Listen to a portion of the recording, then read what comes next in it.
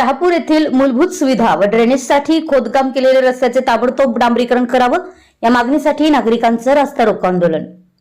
शहापूर साईनगरमधील नागरी सुविधा मिळाव्यात व ड्रेनेजसाठी खोदकाम केलेला रस्ता ताबडतोब डांबरीकरण करून मिळावं या मागणीसाठी शहापूर साईनगर भागातील नागरिकांनी आज रास्ता रोको आंदोलन केलं।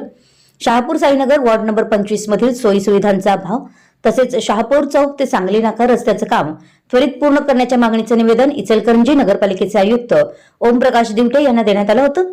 मात्र महानगरपालिका प्रशासनानं दुर्लक्ष केल्यानं इचलकरंजी महानगरपालिका प्रशासन व अधिकारी यांच्या विरोधात जोरदार घोषणा देत आज सकाळी 10 वाजता शहापूर सांगली नाका मार्गावर रास्ता रोको आंदोलन करण्यात आलं। यामुळे काही काळ वाहतूक कोंडी झाली। आंदोलनादरम्यान शहापूर पोलीस ठाणे गोपनीय विभागाचे शशिकांत ढोणे यांनी आंदोलनकर्त्या नागरिकांशी चर्चा करून संबंधित विभागातील अधिकाऱ्यांशी भेटून आपल्या समस्यांवर तोडगा काढण्याचा सल्ला देत आंदोलन स्थगित करण्यात आलं। यावेळी शहापूर साईनगर भागातील सावली दिव्यांग संस्थेचे अध्यक्ष राजकुमार गेजके, समीर झर्जे खान, मुन्ना मिस्त्री, आयुब आगवान, सुविधा मुजावर, जब्बार मोमीन, इक्बाल मुल्ला, राजू मिस्त्री, रमजान मुल्ला, सतीश कारंडे यांच्यासह भागातील नागरिक मोठ्या संख्येने उपस्थित होते।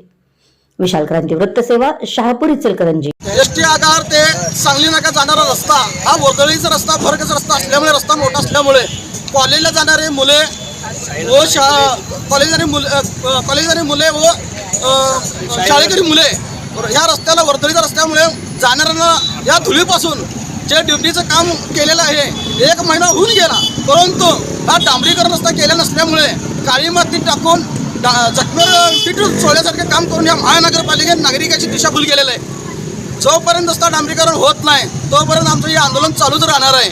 ज्या पत्र जोपर्यंत ओमप्रकाश दिवटे साहेब आयुक्तांचं लिखित पत्र आम्हाला मिळत नाही आणि त्यांच्या 8 दिवसाची कामाची पूर्तता न झाल्यास याच्यापेक्षा तीव्र आंदोलन करण्यात येईल। तसेच शहापूर चौक ते स्मशानभूमीपर्यंत हा खोदकाम केलेला दिंडीचा रस्ता जवळजवळ 1.5 महिना झालेला आहे, परंतु अजूनही डांबरीकरण केलेलं नाही। एकमेकाची बोटं अधिकारी दाखवतात आणि सत्तेत या इचलकरंजीच्या नागरिकांवर अन्याय करत असतात।